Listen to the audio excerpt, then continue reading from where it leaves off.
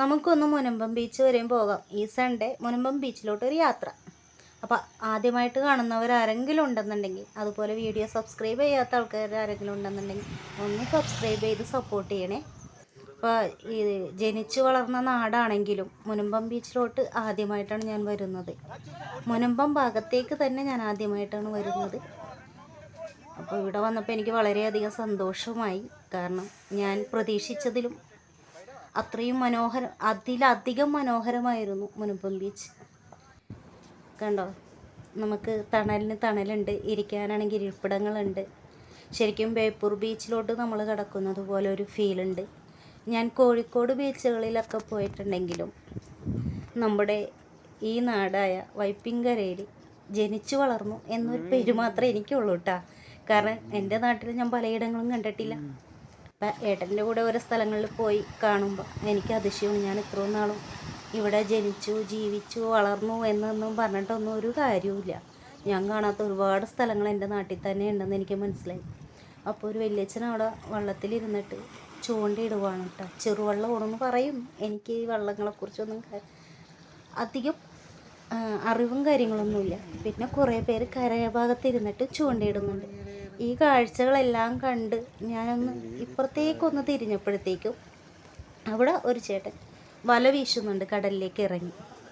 അതുപോലെ കുറച്ച് പേര് നിന്നിട്ട് ഒരു കൊട്ടവല പോലത്തെ സംഭവത്തിൽ എന്തൊക്കെയോ വാരിയിട്ട് കുടഞ്ഞും ചകഞ്ഞൊക്കെ കൊണ്ടുവരുന്നുണ്ട്. അപ്പോൾ അതെന്താണെന്ന് അറിയാനായിട്ട് ഞാൻ ഇപ്പുറത്തെ സൈഡിലോട്ട് മാറി നിന്ന് നോക്കുമ്പോൾ ആ ചേട്ടനത് തലച്ചുമടായിട്ട് ഇവിടെ കൊണ്ടുവന്ന് തട്ടുന്നുണ്ട്. അപ്പോൾ എന്താ ഈ സംഭവം എന്ന് നിങ്ങൾക്ക് അറിയണ്ടേ. അപ്പോൾ ഇതാണ് ഇത്തലി. ഇതെന്തിനാണ് ഉപയോഗിക്കുന്നതെന്ന് ആ ചേട്ടനോട് ചോദിച്ചപ്പോൾ പറഞ്ഞു, കുമ്മായം ഉണ്ടാക്കാനായിട്ട് എടുക്കും. അതുപോലെ പേസ്റ്റ്, നമ്മൾ മുഖത്തൊക്കെ യൂസ് ചെയ്യുന്ന ആ ക്രീമുകളിൽ, അതുപോലെ പെയിൻറ്റ്, അങ്ങനെ ഒന്നും വേണ്ട ഒരു മിക്ക സാധനങ്ങളിലും ഇത് യൂസ് ചെയ്യുമെന്ന് ആ ചേട്ടൻ പറഞ്ഞു. നല്ല ക്യാഷും കിട്ടുമെന്ന് പറഞ്ഞു.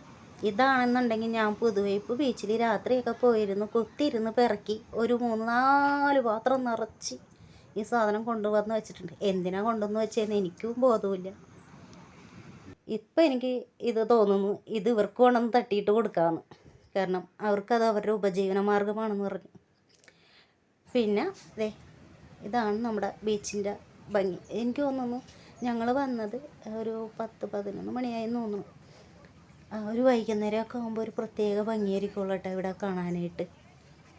കണ്ടോ, ഇവിടെയാണെങ്കിൽ നിറയെ ചീനവലയൊക്കെ ഉണ്ടെന്ന്. എന്താ രസം കാണാനായിട്ട്. എനിക്കാണെങ്കിൽ ഭയങ്കര സന്തോഷം. കാരണം ഞാൻ ഇതുവരെ ഇത്ര സന്തോഷിച്ചിട്ടില്ല. കളിക്കാനൊക്കെ ആയിട്ട് എൻ്റെ കൂടെ പോകുന്നുണ്ടെങ്കിലും പലയിടങ്ങളിലാണ്. അപ്പോൾ ഇവിടെ ഇങ്ങനെ ഒരു ബോർഡുണ്ട്. നമ്മളിവിടുന്ന് യാത്രയാവുന്ന സമയത്താണ് ഞാനിതെടുത്തത്. ഞാൻ ഇവിടെ നിന്ന് തുടങ്ങി അങ്ങോട്ട് യാത്ര പറയുകയാണ്. ഏട്ടൻ്റെ കുറച്ച് ഫോട്ടോഷൂട്ടുകളെല്ലാം എടുത്തത് ഇട്ടിട്ടുണ്ട്. അതുപോലെ തന്നെ അവർ കളിക്കുന്ന കാര്യങ്ങളൊക്കെ അതും ഇട്ടിട്ടുണ്ട്. അപ്പോൾ വീഡിയോ ഇഷ്ടമായിട്ടുണ്ടെന്നുണ്ടെങ്കിൽ എല്ലാവരും ലൈക്ക് ചെയ്യണം.